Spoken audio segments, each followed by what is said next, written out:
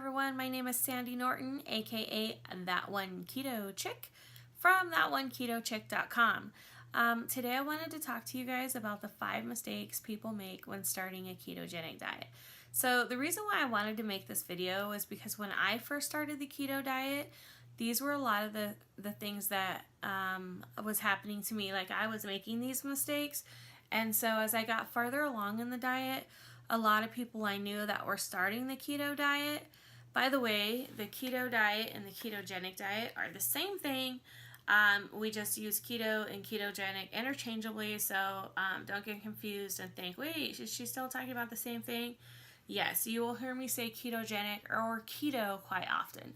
So anyway, back on track. So as I was getting further along, a lot of my friends were coming to me. They were starting the keto diet, and they were having issues with a lot of the same things that I was. So I thought, you know what? If I'm having these issues and my friends are having these issues, then I know there's a lot more people out there that are struggling with the same thing. So I'm just going to make a video, and then hopefully this will help you. So let's start with number 1. And number 1 is very simple. It's people simply just don't do their research. And they're unprepared. So many people start a keto diet without understanding what a keto diet really is. So they basically think they're going to eat bacon and cheese by the truckloads, and then they're going to add pounds and pounds and pounds of butter and coconut oil and make this bulletproof coffee, and then that's what they're going to live off of all day, every day, and reap the benefits of a keto diet.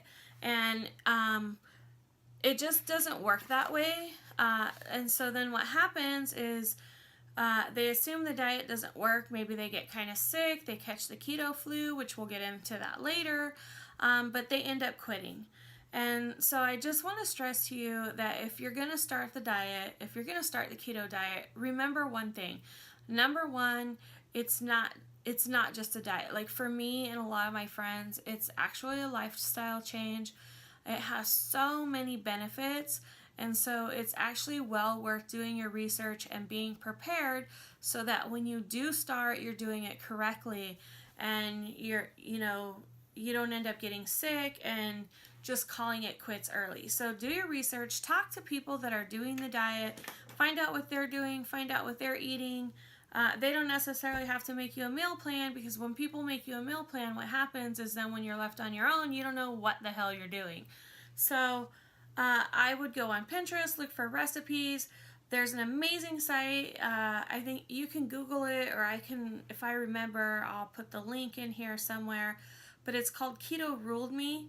Now, they are a subscription-based website, and you don't have to buy the subscription. In fact, I never have. And I think the subscription just asks for, I don't even know what you get on the subscription, honestly. I know you get recipes, but aside from that, they have tons of free information on that website, as far as like what you can eat. So there's a whole list on there of all the benefits of the keto diet, how to do it properly.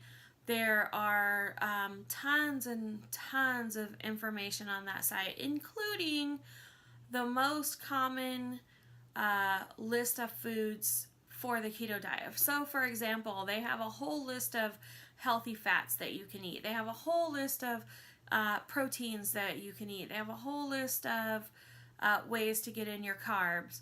So I actually use that website all the time. It's what I started out with. So actually, I think I probably will drop the link for you guys so that you can go on there and you can have a better understanding of what exactly the keto diet is and what you should be eating. And also, don't be afraid to get lost in Pinterest. Pinterest is full of amazing keto-friendly recipes, snacks, appetizers, everything under the sun. So like I said, do your research, seek out help if you need it, and just be prepared so that you can be successful, because that's the number 1 thing. There's a quote, and I can't even think of what it is now. My mind just went blank. But if I think of it, then I'll come back to it. So number 2 is people go in Number 2 is people go all in too quickly. And that simply means that you go from a standard American diet or maybe a carb-heavy diet. Say you're really busy and you're picking up kids from soccer practice, baseball, blah, blah, blah, blah, blah. And, sometimes it gets late and it's just easier for us to stop at a fast food place and grab dinner so we don't have to go home and cook. But if we're coming from that kind of diet, especially a carb-heavy diet, it could be quite a shock to your body. And so what happens is that increases your chances of catching is what we call the keto flu. And that's what I was talking about in number 5. So, hold on, my notes are falling because I want to make sure that I get through everything with you guys. So, what happens is when people get this dreaded keto flu, most people, that's when they'll call it quits. And you know what, I totally get it. Nobody wants to feel nauseous, tired, irritated. Maybe you're lethargic, a little queasy, and on top of that, you have a killer headache. And that's exactly what will happen when people jump in with both feet and the body's adapting to getting into ketosis. So starting slow really is the key, so it helps you ward off that keto flu. But if you start feeling the symptoms to the keto flu, you can increase your healthy carbs. And by healthy carbs, I mean things like berries and veggies, because healthy carbs, healthy carbs are totally different from like your healthy carbs on an standard American diet. Okay, when people are in this clean eating plan, they're like, oh, my healthy carbs, and they think brown rice, sweet potatoes, stuff like that. No, those are not acceptable on the ketogenic diet, and that's fine for people that are eating clean. Like, don't get me wrong, I love yams and sweet potatoes, but those are not keto friendly. And so when I say healthy carbs, I mean berries, because you can have berries in moderation on the ketogenic diet, and veggies. So, spinach is a great one, asparagus, broccoli, things like that. Not rice and potatoes. I can't stress that enough. Also, make sure you're staying hydrated, because that is also a key that will help your headaches. And you know what? Most importantly, don't give up, because this too shall pass in a few days. Number 3, not getting enough healthy fat. So the key word here is healthy fat. And so this goes against everything we've ever learned that's been drilled into our heads for years and years and years, since the 80s. And people are like, healthy fats, I'm supposed to be eating cream and butter and all that. But Sandy, this goes against everything we ever learned, and these foods are not on the food pyramid. What am I supposed to do? Or Sandy, I couldn't possibly eat that. That's not low fat. Well, that's the whole point. We're not eating low fat. We're eating high healthy fats. Look, that's what a ketogenic diet is. It's high healthy fat, moderate protein, and low carb. Again, carb being veggies, not potatoes and rice and so on and so forth. None of those starchy carbs. So anyway, low fat is out, okay? Food pyramid, out. Yada, yada, yada, blah, blah, blah. All that stuff we learned back in the 80s, forget about it. If you're going with the keto diet, you gotta erase that all from your mind. Listen, guys and ladies, eating healthy fats is a crucial component to getting into ketosis eventually, okay? Healthy fats will actually become your main source of energy, and they break down your body. Let me see. Start over. Healthy fats become your main source of energy, which the body then breaks down and turns into ketones. Yes, I said ketones. And I know y'all have heard me talk about ketones, right? But we're going to save ketones for a whole other video. Anyways, how do you know you're getting enough fat? So, for example, let's say you've cooked up some chicken breast, and maybe you've cooked up some veggies. You cooked up asparagus. Maybe you don't even like asparagus. Maybe you cooked up some spinach. So in order to make that a keto-friendly dinner, that chicken better be like drenched in a healthy fat like olive oil or something like that, okay? So a good rule of thumb, or that golden rule, simply means that all meals should be shining in healthy fats. And if you're having trouble knowing, making sure that you're getting in, like, how do I know that I'm getting enough healthy fats? Or how do I know that my protein isn't too high? Because let's face it, if your protein is way too high, you may be eating more of a paleo diet rather than a ketogenic diet. So there is an app, it's called Carb Manager. It's a really good app. I actually started with that app. I'm Android has to have it. I really don't know. I haven't had an Android for years, but I know Apple has it. Again, it's called Carb Manager. You get like 11 or 12 entries for free. Otherwise, they want you to pay for a subscription. But you know what? You guys can, like, I want to say 11 or 12 entries is plenty of entries to know if you're getting in enough fat and to kind of see where you are in the diet. And, you know, after you use it for a couple weeks, then you should be able to, like, figure out on your own if you're actually doing it right. And don't be scared to, like, take screenshots of it and send it to people who actually have been doing the diet longer and can tell you, oh, yeah, those numbers look pretty good, or maybe you ought to increase your fats, blah, blah, blah, blah, blah, stuff like that, okay? So, moving on to number 4. Consuming hidden sugars. Read your labels, guys. This took me forever to do, okay? I don't even know why. I have never really been a label reader, but since starting keto, I've really become a label reader, because you know what? These companies, they are shady, they are sneaky, they will sneak in sugar any way they can. And they have figured out a way to put on here that our foods have no sugar, but then when you start reading the label, right? You start reading the ingredients, and you're like, wait a minute, it don't say sugar, but this right here says sucralose, and I know damn well that's a sugar. It's an artificial sweetener. So any of those lose words, those are all artificial sweeteners, aka sugar. So we need to stay away from those. Look for things that are sweetened with like stevia extract, monk fruit, or there's this other word that I can't even say. I don't even know how to pronounce it. It starts with an E and it has like a Y in it. I don't even know. But that's also a good keto-friendly sweetener. Alrighty. And number 5. God, we got through these really fast. Number 5 is staying hydrated and replenishing our electrolytes.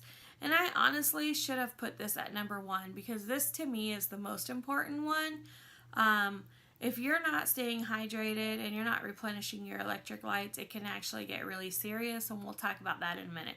But I cannot stress enough how important it is to stay hydrated. And I mean, you better be chugging that water. I always have water with me. I'm not the hugest fan of water, but let's face it, I would rather be drinking a soda, but soda's not keto friendly, so there's no soda for me.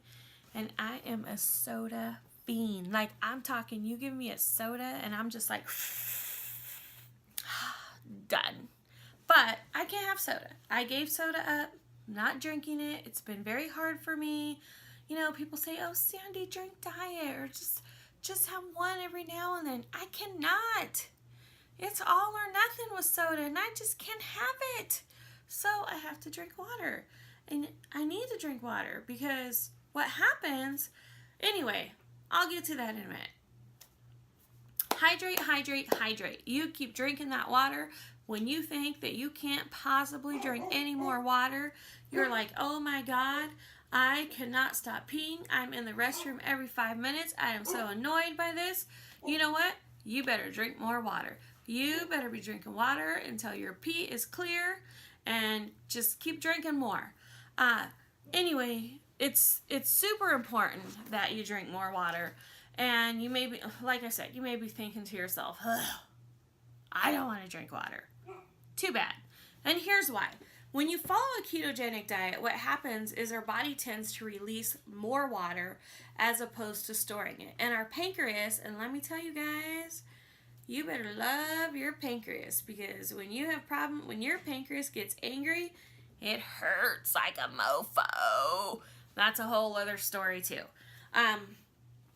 Anyway, our pancreas excretes less insulin as a result of the composition of a ketogenic diet.